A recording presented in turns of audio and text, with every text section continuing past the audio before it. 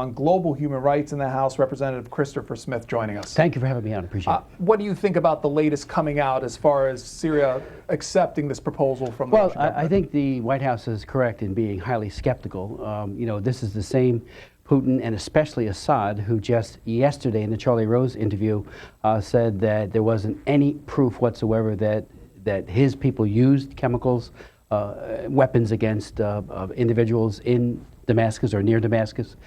He also suggested that even the intelligence that the Russians had showed that the missiles were being fired from the rebel-held areas of the city, and that his troops were the ones who were hurt by chemical weapons. So this man is not to be believed.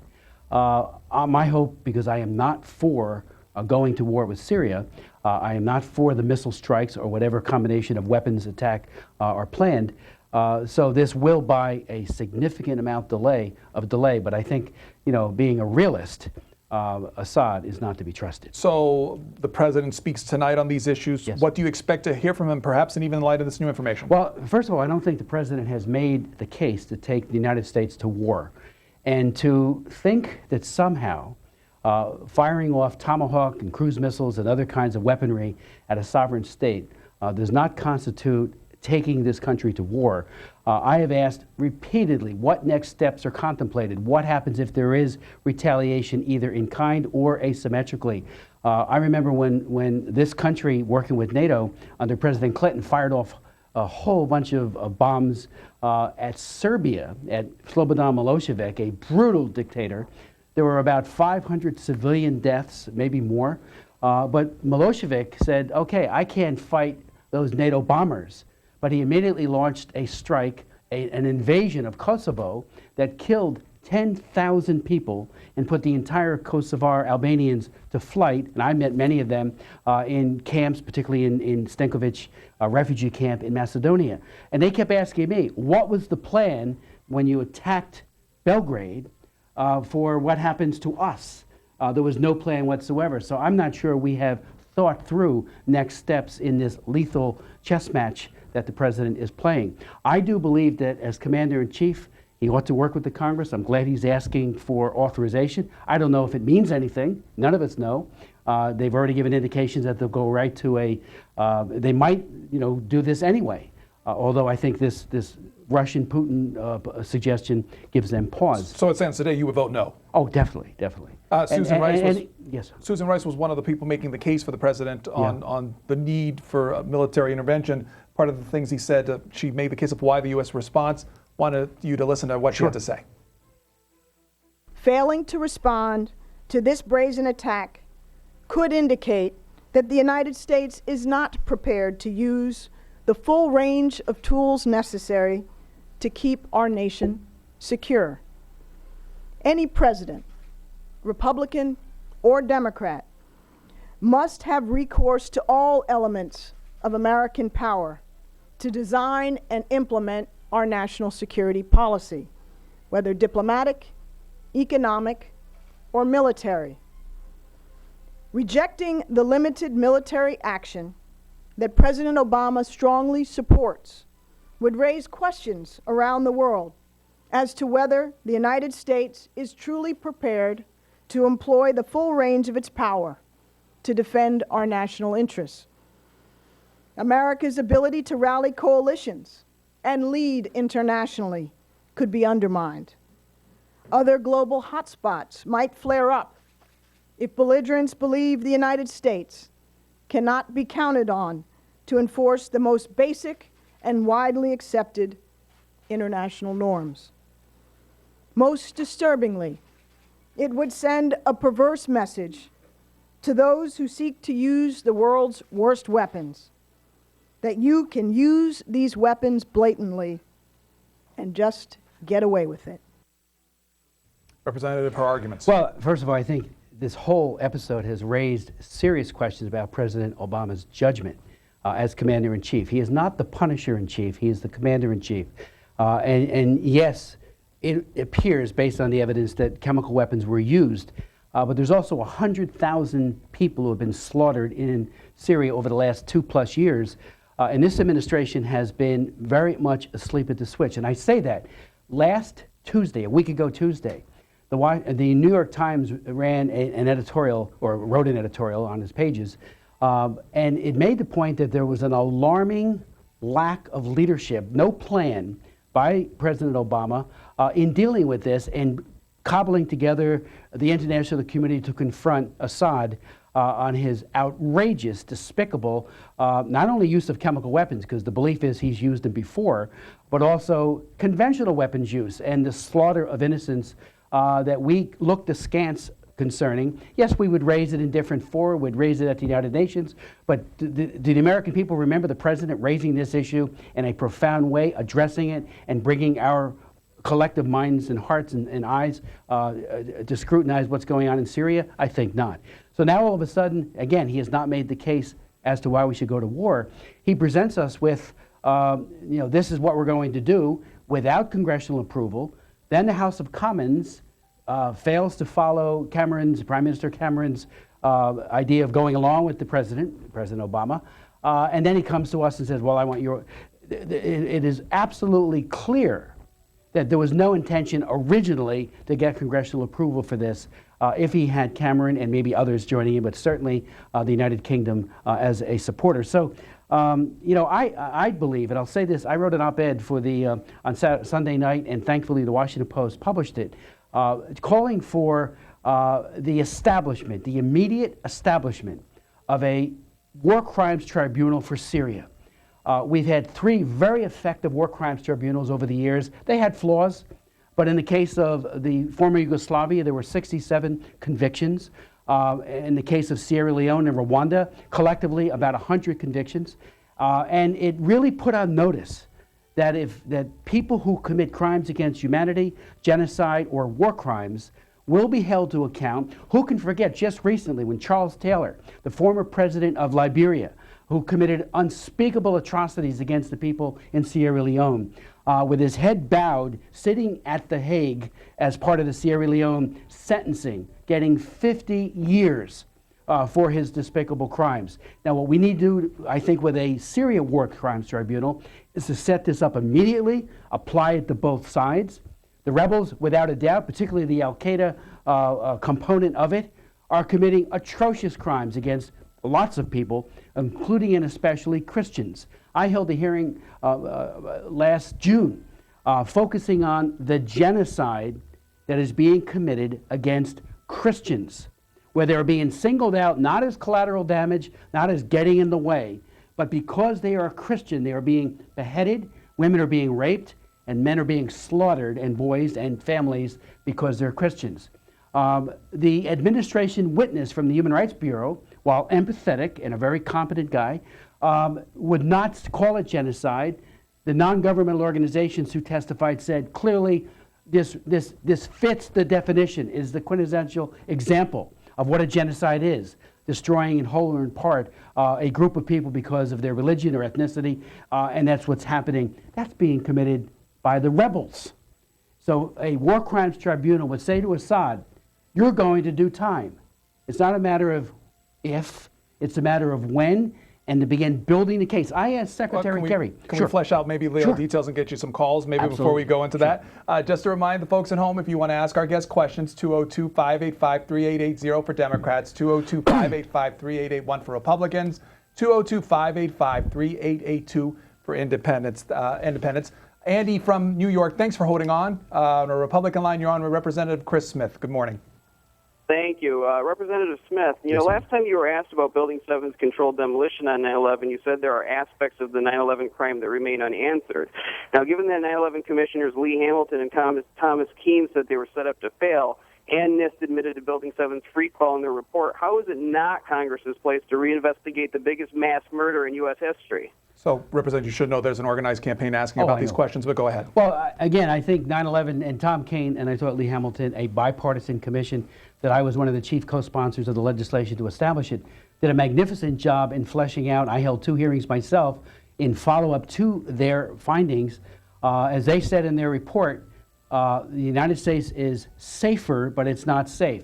And I think there will always be some remaining questions that we'll never get to the bottom of, but many of the questions that they raise, including our lack of intelligence, the stovepiping that led to dysfunction within our own capabilities to detect and then mitigate this terrible threat, and then it happened, of course. We're all in the process of trying to overcome that and make it work. Much of what was recommended in those recommendations is now law. Matter of fact, it was the Speaker who offered H.R. 1, Dennis Hastert, that took the findings and put them into law, and some were done administratively. Our guest joining us on Syria, this is Eric, Seattle, Washington, Democrats line. Yes, Mr. Smith, Representative. You know, what I would like to know is this about Syria. Why is Syria so important to people here in the United States? Let me tell you what's important. What's important right now is the money that you all are going to spend. The military complex is going to make money off of each one of these $1 million and plus missiles that they are sending out. And also, why are you Republicans so ingrained in helping these so-called freedom fighters overseas and things? And when the United States, when African Americans fighting for freedom, you were bombing churches, which the anniversary is coming up. You voted against Martin Luther King for a holiday, and you are spending African American our money to help these people overseas right now. We do not have the money to do this. So, Eric, thank you. Let me just Eric, respond. First of all, I voted for Martin Luther King's holiday. Matter of fact, Jack Kemp, who was then a member of Congress from upstate New York, gave one of the most passionate, and he was the leader of the Republican conference, one of the most passionate speeches as to why this was part of advancing the civil rights movement, recognizing this great man who did so much and then died a martyr's death on behalf of civil rights. So I voted for it. I'm a Republican. And Jack Kemp was one of the leaders, and he was the leader of our Republican conference. In terms of why do we care about Syria, we care about Syria because we care about human life, human rights.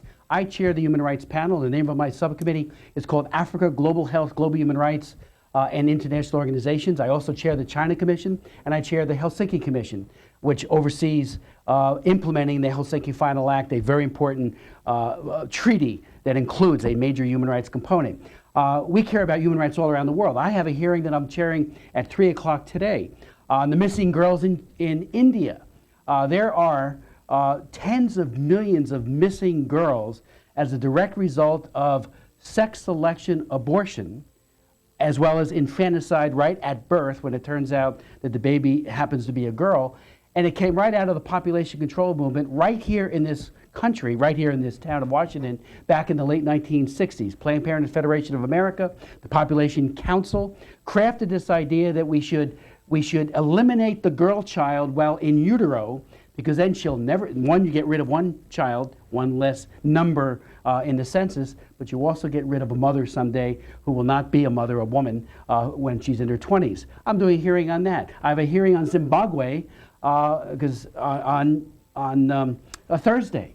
I wrote the Trafficking Victims Protection Act, which is the United States landmarks law. I'm the prime author of it to combat modern-day slavery of human trafficking, sex and labor trafficking, because we are a country, especially with our diversity and the fact that every country is here, who can speak to human rights and humanitarianism, I think, like no other. So when the people of Syria are being destroyed and slaughtered by Assad, and I would note parenthetically, one of the reasons why I believe this administration was so asleep at the switch is that because they had a false notion as to who Assad was. Back in 2011, Hillary Clinton, as Secretary of State, couldn't have made it more clear on Face the Nation. And I watched it, and I recently rewatched it, where she said in March of 2011, and left the impression that Assad was a reformer. When she got criticized for that, and tried to say, well, it's bipartisan, and many people think he's a reformer. I didn't. A lot of others didn't think it. Charlie Rose did, because he did a interview back then, and John Kerry had just been there, and it looked like there was this big grand opening to Syria. Well, the Washington Post, to its credit, and Glenn Kessler, who's the fact checker, looked at it and said she clearly left the impression that she thought personally, that Assad was a reformer. So that kind of wrong-headed thinking leads to disastrous consequences over time, especially when the Arab Spring began, his crackdown, and we were nowhere to be found. Here is Barbara from East Point, Michigan, Independent Line. Yes, good morning, Christopher. Hi, Barbara. I want to quote one of my favorite Republican presidents. I think it was Teddy Roosevelt, who said, "Speak softly, but carry a big stick." I believe that if you vote this resolution down, you're breaking that big stick. I think the president has and will do everything he can to alleviate this situation in Syria. But I just think that he has so much working against him here at home. So, Barbara, you support military efforts or no? If the president says that that's what we need to do, that's what we need to do. Thank you. Okay, well, you know, speak softly and carry a big stick is a nice phrase, a great slogan, but use that stick with unbelievably prudent ways, and war should always be last resort with exclamation points after it. I am unclear. We had a hearing just last week, and C-SPAN carried it gavel to gavel, when Secretary of State John Kerry, when I asked him questions, did Assad order the strike with chemical weapons? He didn't answer it. I asked him, how do you define limited strike? Remember, the bombing in Kosovo, in Serbia went on for 78 days, and we were told it was supposed to last a couple of days. 78 days is not a few days. You know, at most, maybe 2 weeks, they were saying at the time. The miscalculation, especially in the fog of war, and unintended consequences. Again, we don't know what Iran might do. We don't know what Russia will do. I believe we do have an opening with this idea of putting chemical weapons under international jurisdiction, but it is unclear, will they be honest about it, transparent? Will there be a trust and verify mechanism? And would there be a time frame involved? Will there be a time frame? There's all kinds of unanswered questions. And again, coming from the lips of the very people, both Putin, but especially Assad, who last week and into this, on Charlie Rose's show last night, was saying that there's not a shred of evidence that chemical weapons were used by his troops against anyone. And so, you know, they distort, lie, and then they say one thing, that this is how we're going to resolve it. I think we have to take it with a grain of salt. And again, I give the White House high marks for saying that there is high skepticism about this, and John Kerry has said that as well. So, but, you know, I'm hoping there won't be a bombing. I'm hoping there will not be a hosing off of missiles, which could have disastrous consequences. We need to work this through diplomatically, find a solution. And again, we have not burned the night oil and worked this so aggressively, diplomatically, to stop this bloodshed. And you know, added to that, this Syrian War Crimes Tribunal would make it very clear, not kidding, you commit crimes against humanity, genocide, and war crimes, you're going to prison. And some have suggested, what about the International Criminal Court, which is already up and running? Neither Syria or the United States are parties to that. That doesn't mean there can't be a referral made by the Security Council. That has happened in the past. But they have, right now, the ICC, up and running for 10 years, 18 situations. All of them are in sub-Saharan Africa except for Libya, all of them. And a mere, 8 situations, 8 countries, and 18 prosecutions in 10 years. 1 conviction. The Yugoslav court has had 67 convictions. So there's nimbleness, there's an ability to really say, we're going to make a difference here with a regional, but especially a country-specific court. If Assad remains in country, though, is it ineffective? Oh, it'll be effective. And I think if Putin, Putin has, over these last year, while he is seemingly Assad's best friend, and they certainly sell them weapons, and he has been in his corner. They have a base on the Mediterranean that the Russians have slowly, beginning, and there was an AP report last June, taking a lot of their people out of it because they thought Assad was perhaps crumbling. Unfortunately, the Hezbollah and a terrorist organization and the Iranians have stepped up their participation, which has put Assad back in a more offensive front, and perhaps even in the point where he's winning this battle with the Syrian rebels. But Putin has not been, in my opinion, enamored of this man who embarrasses Russia. Russia is a great country. I think it could stand democratic leadership that would be, far more consistent with the Universal Declaration of Human Rights. But that said, I think Putin would want this to work out. And again, not Putin, but the Russians did not, and I repeat, did not veto the Yugoslav court, even though they were very close to Milosevic, the dictator at the time in Serbia, because it was both sides. The Bosnians would be held to account, the Croats would be held to account, and any other war criminal, so that equal approach. And we need to take that same approach, I would respectfully submit, towards the rebels, especially these al-Qaeda operatives who are slaughtering Christians and others. Representative Chris Smith of New Jersey joining us for a discussion on Syria. This is Jack from Minnesota, Independent Line. Good morning, Representative Hi, Jack. Smith How are you? and C-SPAN.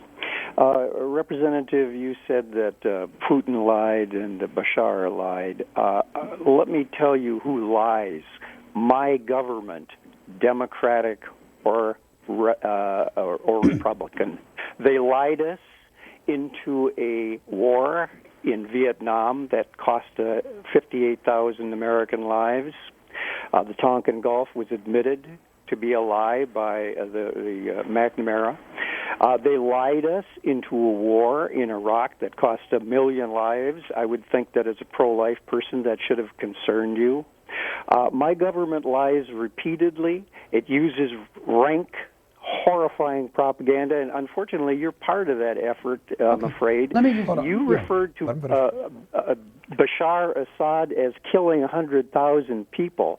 It isn't Bashar Assad that's cutting the necks off of a Catholic priest with a saw. That's our opposition that we have ginned up for 2 years. We've gone in there, used our CIA and our money to gin up these criminal cannibals, kidnappers, killers, Okay, and caller. Well, he just, I appreciate the thank you, caller. make He your just point. agreed with me as to why a Syrian War Crimes Tribunal needs to be applied equally to both sides, because there are people who have committed genocide and these horrible, horrible crimes on a daily basis that need to be put into prison for the rest of their lives.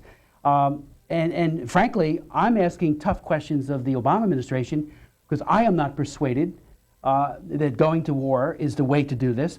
And again, I got no answers to my question as to did Assad order a chemical attack in a suburb near Damascus on August the 21st. No answer whatsoever. And that begs an answer. We need transparency without compromising sources and methods as to how it's collected.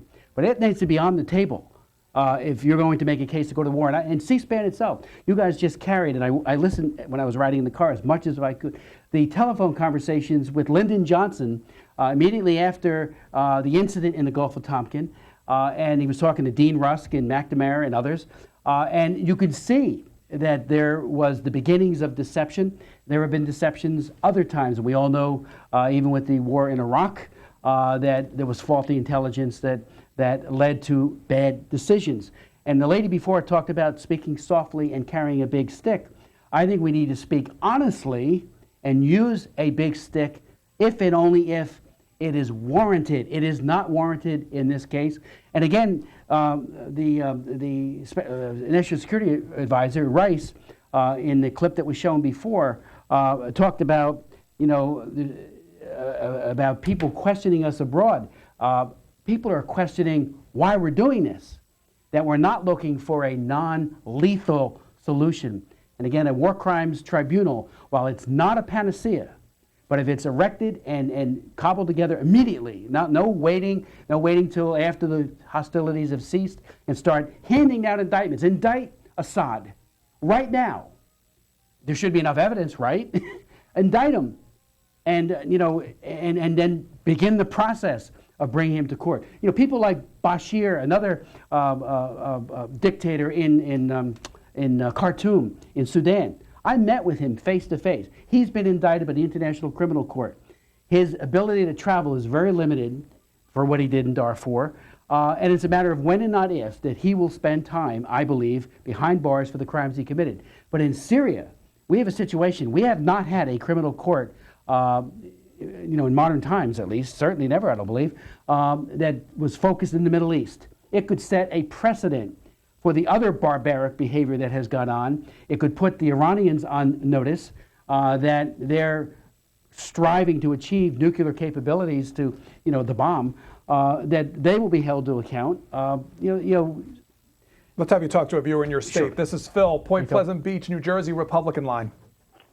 Hey, Congressman Smith, greetings from the Jersey Shore. Hey, Congressman Smith, I sent you a letter earlier this week, which you responded to. And again, my main concern here is something you just brought up as a very, very good point, and that is the troubling stories I'm hearing out through Asia Times investigative reporter Pepe Escobar about Prince Bandar having supplied these chemical weapons to the Al-Qaeda rebels. And I'd like to remind everyone here, 9/11's coming up. Why are we supporting Al-Qaeda on 9/11? Thank you for your hard work, Congressman Smith. There are swirling questions. Even the Russians, well, we had our hearing around the same time with Secretary Kerry. They put out their 100-page report, or at least parts of it, at least a report about it, which they gave to the United Nations, about a March incident where they allege that the rebels used chemical weapons against others and killed, a couple of dozen people. We've got to get to the bottom of this. I was happy to hear that Assad is re-invited. I think it could just be a delaying tactic. UN inspectors to come in and look at the evidence. My hope would be that they would have unfettered access. When they were there last time, they were unable to try to determine who did it. They were just chronicling, to the best of my knowledge, because we haven't seen their report yet, what happened. Did people actually get sick and go to the hospital and the like? But there's a lot of swirling questions. And again... Did you have a chance to hear directly about classified intelligence then? About that? About Syria. Oh, about Syria, sure. I read the entire classified report. And as far as what you've read, and how does it, I guess, influence to the decision you're Well, I read making it today? and I remain unpersuaded. Because? Well, I can't talk about it, and that's for real. I would break the law. But I would say very clearly, I read it and I said, where is, like I said, the one key question I asked, did Assad order this strike of chemical weapons? Did he or didn't he? Don't we know? And if we don't, say we don't know. Secretary Kerry refused to answer or failed to answer that question and has not since. And then there's this idea, it's a shot across the bow. It'll be a very little strike. It may be the game changer, but we're not coming on the side of regime change. Why aren't we targeting Assad? We've gone out of the way. We're going to be targeting 20-year-olds and a whole lot of civilians who unwittingly could lose their lives, because just like Milosevic, I'm sure Assad has taken his launchers and all and put them next to schools and other kinds of places where innocent people act as human shields. He's been given a month to do it, almost, not a month, 3 weeks maybe. There's like, I don't know, if we're going to do this, you do it right. And I think the president has changed his mind so much. Again, Punisher-in-Chief, Commander-in-Chief, he talks, how's the word, eloquently about chemical weapons. We're all against chemical weapons. Matter of fact, they are so despicable, weapons of mass destruction, and to say that if we don't do this, we're doing nothing. We'll set up the court, reinvigorate a more aggressive effort, frankly, at the diplomatic solution. Let's go to Macon, Georgia. Alan, Democrats line. Yes, I'm a disabled veteran. I agree with Obama 100%. Yes, I'm Alan Green. I'm a disabled veteran from Georgia, and I agree with the president 100%. And I think we should leave this in the hands of the military and all the veterans that know what to do and know how to do this. All these civilian congressmen, I don't think they have a clue. Caller, why military over a diplomatic approach? Because I think this is the best answer to this situation right here. Thank you. Well, thank you. And that's why America's so great. Everybody can have an opinion, and we are a marketplace of ideas. But let me just say, leave it to the military. The military is not making this decision. And that's been made very clear in open testimony. The chairman of the Joint Chiefs of Staff follows orders. He is directed to come up with target lists, what the parameters of what he may or may not do with regards to a strike. It is not his call. He may advise, but it's not his call. It is the Commander-in-Chief, Barack Obama, hopefully with the concurrence, if that's the way we go now or any time in the future, or without it, of the Congress. I mean, we ought to be a part of this. If we say no, House and Senate, or even one body, House or Senate, that should be enough that it doesn't happen. And the It House is still unclear that, and they've floated this repeatedly, that if we vote no, he may still do it. So in the House, though, explain the fracture that's going on amongst House Republicans concerning this. Well, I don't think it's a fracture. I think it's a lack of being persuaded based on the available evidence we've been given. The fact that taking military action, again, hosing off missiles and firing missiles and who knows what else may follow, B-1 bombs or whatever, is an act of aggression. Now, we use aggression for positive purposes. We did it in World War II. We've done it in many wars over the years. We do fight back. But is this the preferred avenue, the preferred tool to use when we don't know what the outcomes will be, what the targets are? You know, they talk nebulously about degrading his capabilities. I'm not sure what that means. Are we working hand in glove or not with the Free Syrian Army and with the rebels? With regard, there's an article this morning on Sky News about that they're helping us pick sites. I don't know if any of it's true, but there's so much speculation out there that the cogent case as to why a military strike, well, John Kerry, if it's true, and the Globe and Mail said, we're not talking about war, Kerry outlines, unbelievably small strike on Syria. Well, that could be counterproductive as well. The shot across the bow that President Obama talked about. What's that all about? Bring this man to court, indict him, and anyone else who's been involved with the use of chemical weapons or atrocities of various kinds, and put them in prison for the rest of their lives. That will send a message like no other. Louisiana's up next. This is Kate, Democrats line for our guest, Representative Chris Smith. Yes, good morning. You're on. Go ahead. Hi, Kate. Yes, what I'm trying to figure out is why, since Obama has been in office, Democrats has been with them. Republicans, no matter what he do, what decision he makes, y'all against him. He cannot make a decision correct without y'all dragging him through the mud saying that he did wrong. It's almost like y'all chastising him. Oh, not at all. Let me just say... Caller, can we ask you, as far as the president's approach to what he's thinking about Syria, where do you fall on this? I fall to the fact of, we know a chemical weapon was used, and we also know that Obama pulled the troops out because he did not want our soldiers out there doing any more fighting. So therefore, if you think about it, it seems to me,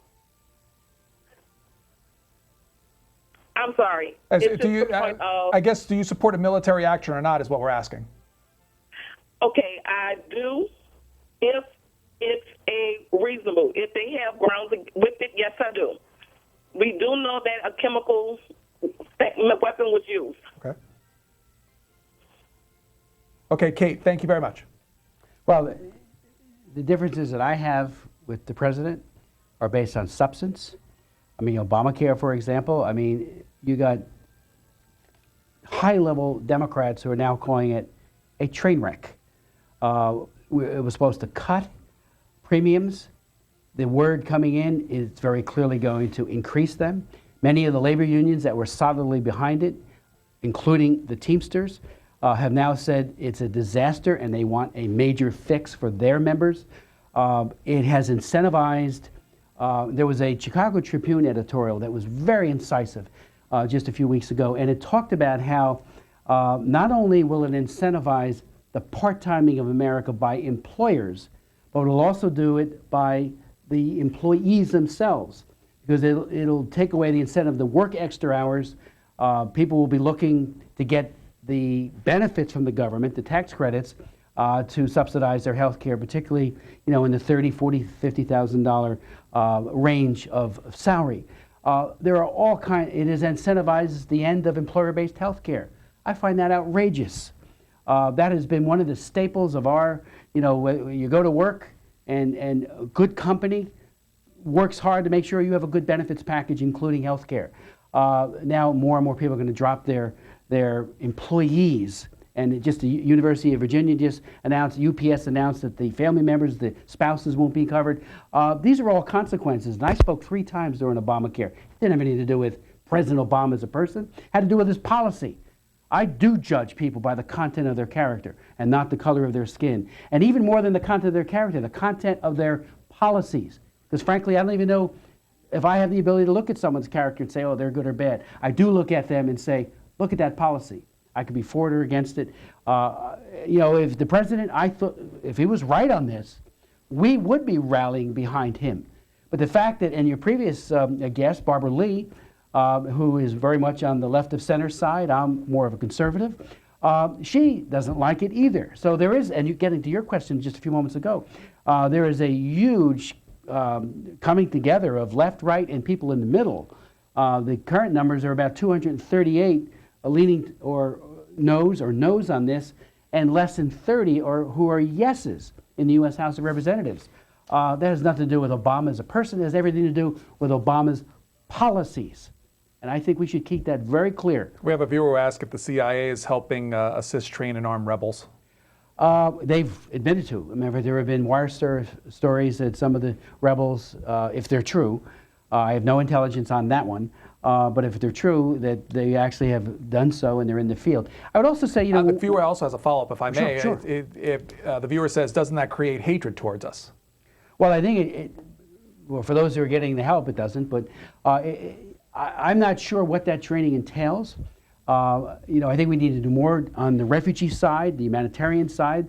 We have been generous, but there's 2 million people now who are either IDPs, internally displaced, or refugees, and they're crying out for help. A lot of them are Christians, not all of them, but many of them have left because of this genocide being directed against them. But you know, when you talk about giving M16s, and the president has said he's for providing guns, and we're not sure what that means yet.